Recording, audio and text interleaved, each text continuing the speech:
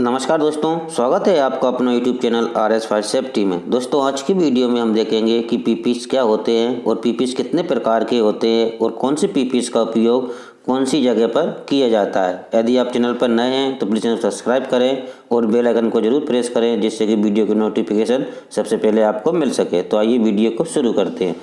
दोस्तों पीपीस का मतलब होता है कि खुद की सुरक्षा करने वाला सामान, यानी कि वो सामान जो हमें सुरक्षा करने में मदद करता है। वो हमारा कपड़ा हो सकता है, रस्सी हो सकता है, कुछ भी हो सकता है, वो हमें सुरक्षा प्रदान करता है।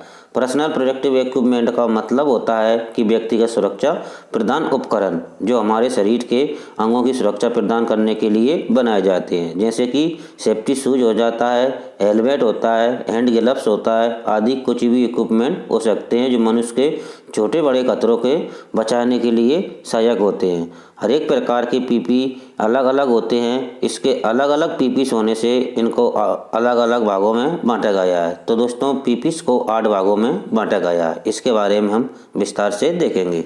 नंबर 1 पर आता है हेड प्रोटेक्शन। हेड प्रोटेक्शन यानी कि सिर की सुरक्षा। नंबर 2 पर आता है हैंड प्रोटेक्शन। हैंड प्रोटेक्शन यानी हाथ की सुरक्षा। और नंबर 3 पर आता है आई एंड फेस प्रोटेक्शन, यानी कि आँख और चेहरे की सुरक्षा। और नंबर 4 पर आता है रेसिप्रेटिन प्रोटेक्शन, यानी कि श्वास प्रश्वास सुरक्षा। और नंबर 5 पर आता है हेयरिंग प्रोटेक्शन, यानी कि श्रवण सुरक्षा। और नंबर 6 पर आता है फुट प्रोटेक्शन, यानी कि पैर की सुरक्षा। और नंबर 7 पर आता है बॉडी प्रोटेक्शन, यानी कि शरीर की सुरक्षा। और नंबर 8 पर आता है हाई एंड एक्सिस प्रोटेक्शन, यानी कि ऊंचाई की पहुंच पर करने वाले सुरक्षा। तो ये हमारे 8 प्रकार के पीपीस होते हैं। 8 भागों में बांटा गया है। प्रत्येक पीपीस के बारे में हम विस्तार से देखेंगे। सबसे पहले आता है हमारा हेड प्रोटेक्शन।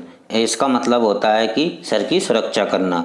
सर की सुरक्षा का सबसे महत्वपूर्ण सुरक्षा मानी जाती है, क्योंकि जो हमारा सिर होता है वो कंप्यूटर की तरह कार्य करता है। इसलिए सिर की सुरक्षा करना बहुत ज़रूरी होता है। सिर की सुरक्षा के लिए अलग अलग प्रकार के हेलमेट बनाए जाते हैं।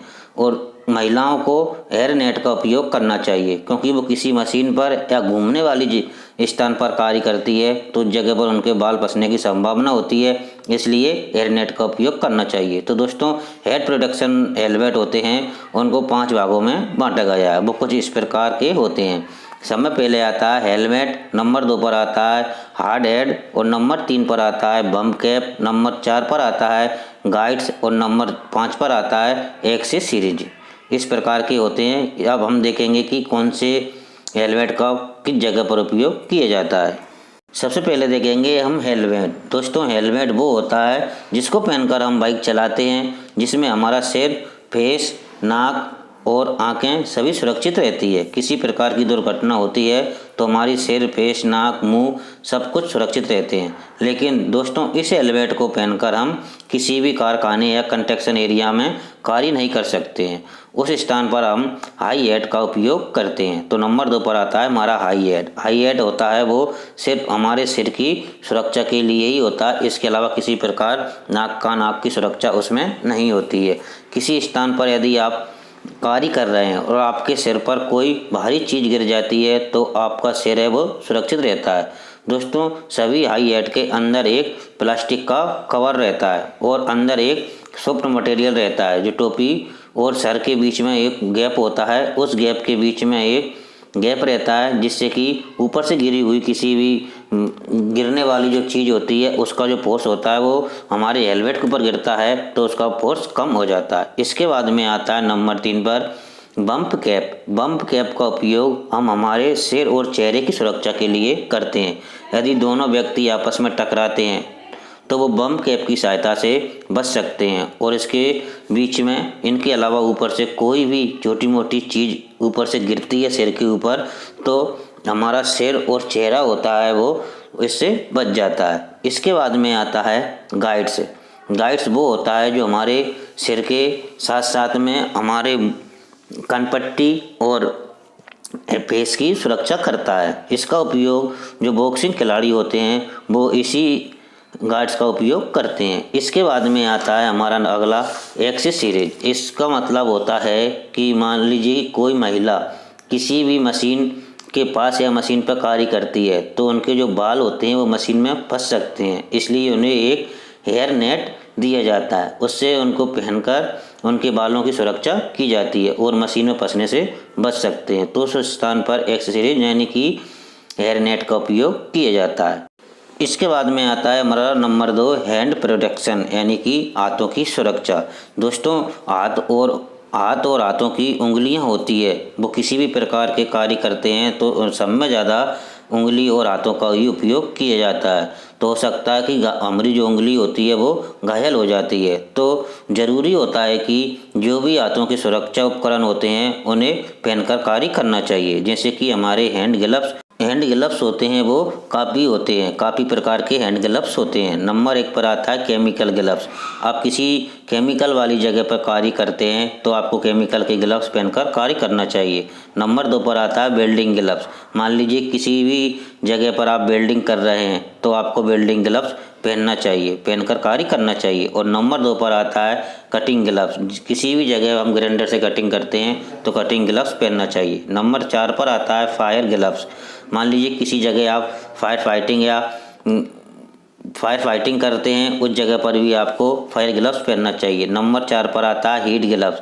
मान लीजिए कि आप किसी गर्म चीज़ को उठा रहे हैं तो उस जगह पर हमको हीट ग्लव्स पहनना चाहिए। और नंबर 6 पर आता है इलेक्ट्रिक ग्लव्स, यानी कि आप किसी भी इलेक्ट्रिक कंपनी या इलेक्ट्रिक सामान बनने वाले उपकरण की कंपनी में कार्य करते हैं, किसी इलेक्ट्रिक काम करते हैं तो हमको इलेक्ट्रिक जो ग्लव्स होते हैं उन्हें पहनना चाहिए। और नंबर 7 पर आता है मेडिकल ग्लव्स। जब हम किसी भी हॉस्पिटल या किसी भी जगह पर कार्य करते हैं तो हमें मेडिकल ग्लव्स पहनना चाहिए। तो दोस्तों ये हाथ की सुरक्षा के लिए इतने प्रकार के उपकरण होते हैं, इनको हम कार्य करते समय इनको पहनना जरूरी होता है। इसके बाद नंबर 3 पर आता है हमारा आई एंड फेस प्रोटेक्शन, यानी कि जो हमारी आंखें और चेहरे की सुरक्षा। तो दोस्तों ये कुछ इस प्रकार के उपकरण होते हैं जो हमारे आंख और चेहरे की सुरक्षा करने वाले उपकरण होते हैं, जिस प्रकार के पीपीस होते हैं। जो नंबर 1 पर आता है हमारा सेफ्टी गूगल्स, नंबर 2 पर आता है फेस मास्क और नंबर 3 पर आता है फेस शील्ड। तो इसके बारे में हम थोड़ा देखते हैं कि जो हमारा सेफ्टी गूगल होता है उसका उपयोग किसी धूल वाले स्थान पर, धूल उड़ रही उस स्थान पर, या किसी प्रकार की कटिंग करते हैं ग्राइंडर से या किसी प्रकार की वेल्डिंग करते हैं तो उस जगह पर हमें सेफ्टी गूगल का उपयोग करना चाहिए, जिससे कि हमारी आँख में किसी प्रकार की दुर्घटना नहीं हो सके। इसके बाद नंबर 2 पर आता है फेस मास्क कुछ इस प्रकार का होता है। इसका उपयोग किसी भी प्रकार के वायरस या धूल को या किसी भी प्रकार के केमिकल की गंध को हमारी नाक से अंदर जाने के लिए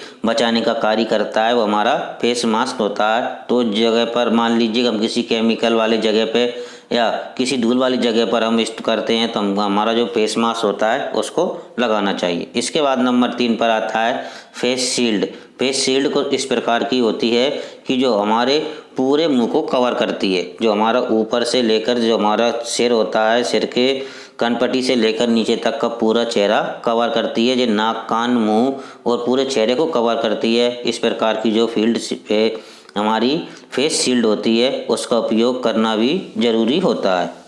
नंबर 4 पर आता है रेसी एंट्री प्रोटेक्शन, यानी कि श्वसन और प्रश्वसन सुरक्षा, यानी कि सांस लेने के लिए कौन कौन से सुरक्षा उपकरण के उपयोग करना चाहिए। तो दोस्तों ये इस प्रकार के उपकरण होते हैं जिस स्थान पर हमें सांस लेने में समस्या होती है उस स्थान पर इसका उपयोग किया जाता है। जैसे कि हमारा नंबर 1 पर आता है ब्रीथिंग ऑपरेटर और नंबर 2 पर आता है फुल फेस मास्क, नंबर 3 पर आता है हाफ फेस मास्क, नंबर 4 पर आता है पावर रेस्पेक्टर, नंबर 5 पर आता है प्रोटेक्टिव होक्ट और नंबर 6 पर आता है डिस्पोजल फेस मास्क और नंबर 7 पर आता है मॉनिटर। तो दोस्तों इस सुरक्षा उपकरण का उपयोग उस स्थान पर करना चाहिए जिस स्थान पर ज़्यादा मात्रा में पाउडर गैस वेपर की ज़्यादा मात्रा होती है, उस जगह पर हम रेसी एंट्री प्रोटेक्शन होते हैं उनका उपयोग करते हैं। इसके बाद हमारा 5 नंबर का पॉइंट है वो आता है हेयरिंग प्रोटेक्शन। हेयरिंग प्रोटेक्शन यानी कि श्रवण सुरक्षा। श्रवण सुरक्षा का मतलब होता है कि कान की सुरक्षा। दोस्तों कुछ ऐसे सुरक्षा उपकरण होते हैं जिनकी सहायता से हम हमारी कान की सुरक्षा करते हैं। जिस स्थान पर अधिक मात्रा में साउंड या अधिक ज़्यादा मात्रा में आवाज़ आती है उस स्थान पर हम कान की सुरक्षा के लिए इस प्रकार के उपकरण का उपयोग करते हैं, जो हमारे नंबर 1 पर आते हैं एयर प्लग। एयर प्लग ये एक फोम का बना होता है, जो आप चित्र में देख सकते हैं। इस प्रकार का ये बना होता है। इसे हम प्रेस करके कान के अंदर लगाते हैं और कान के अंदर ये फिट हो जाता है, जिससे कि जो बाहर की आवाज़ होती है वो हमारे कानों के अंदर ज़्यादा नहीं जाती है। और नंबर 2 पर आता है सेमी इनसाइड एयर प्लग। ये कुछ इस प्रकार का प्लग होता है। इसमें दोनों प्लग को एक बेल्ट के द्वारा जोड़ दिया जाता है। इसका उपयोग कम साउंड वाले स्थान पर किया जाता है। और नंबर 3 पर आता है एयर मफ। जो आप देख रहे हैं इसे इस प्रकार का एयर मफ होता है। ये एयर मफ जो हमारे हेड होता है, हेड के ऊपर से इसको लगाया जाता है और जो हमारे कान होते हैं कान के ऊपर इसको फिट कर दिया जाता है। इसका उपयोग जो जिस जगह पर तेज़ आवाज़ होती है उस तेज़ आवाज़ को रोकने के लिए किया जाता है। अगला नंबर 6 पे हमारा पॉइंट आता है फुट प्रोटेक्शन। फुट प्रोटेक्शन का मतलब होता है कि पैर की सुरक्षा। तो दोस्तों कुछ इस प्रकार के उपकरण होते हैं जो हमारी पैर की सुरक्षा के लिए उनका उपयोग किया जाता है, जैसे कि अधिक तापमान में जाना, हमारे पैर का कुचल जाना, छेद हो जाना, पैर का फिसल जाना, पैर का कटना और रासायनिक केमिकल से बचना और इसके साथ में किसी बिजली से बचना। तो इन सभी दुर्घटना से बचने के लिए कुछ सुरक्षा उपकरण होते हैं, जैसे कि नंबर 1 पर आता है हमारा सेफ्टी बूट या सेफ्टी शूज और नंबर 2 पर आता है एंटी स्टैटिक फुटवियर। तो ये 2 प्रकार के होते हैं। जो हमारा सेफ्टी शूज होता है, सेफ्टी शूज के आगे वाले भाग पर, जो सेफ्टी शूज का आगे वाला भाग होता है उस पर एक स्टील की परत से उसे कवर कर दिया जाता है, जिससे कि उसके ऊपर कोई भारी सामान गिरता है तो जो हमारा पैर होता है वो कुचलने से बच जाता है। इसके बाद में आता है हमारा anti static shoes. Anti static shoes होता है वो कुछ इस प्रकार का बनाया होता है जो हमारे शरीर के अंदर शरीर चार्ज होता है उस चार्ज को वो बाहर निकाल देता है और हमारा शरीर होता है उसे वो डिस्चार्ज कर देता है, जिससे कि हमें किसी प्रकार की इलेक्ट्रिक या करंट लगने की संभावना नहीं होती है। इस स्टैटिक जो हमारा एंटी स्टैटिक शूज होता है उसका उपयोग सब में ज़्यादा इलेक्ट्रिक कंपनियों में किया जाता है। जिस जगह पर इलेक्ट्रिकल की इक्विपमेंट बनते हैं उस जगह पर सब में ज़्यादा इस शूज का उपयोग किया जाता है। हमारा अगला पॉइंट आता है नंबर 7, वो है बॉडी प्रोटेक्शन। बॉडी प्रोटेक्शन यानी कि शरीर की सुरक्षा। दोस्तों कुछ इस प्रकार के भी उपकरण होते हैं जो हमारे शरीर की सुरक्षा के लिए इनका उपयोग किया जाता है।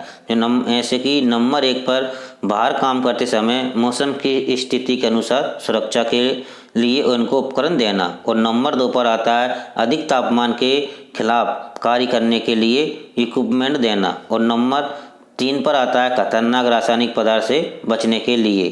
अब हम जानते हैं कि वो कौन कौन से सुरक्षा उपकरण होते हैं जिनका उपयोग हम बॉडी के लिए करते हैं। तो एक लाइफ जैकेट होती है, जो आप चित्र में देख सकते हैं इस प्रकार की लाइफ जैकेट होती है। इसका उपयोग सब में ज़्यादा जो बिल्डिंग कंस्ट्रक्शन होते हैं उस जगह पर इसका उपयोग किया जाता है। और नंबर 2 पर आता है हमारा केमिकल सूट होता है। वो कुछ इस प्रकार का होता है जो आप डायग्राम में देख सकते हैं।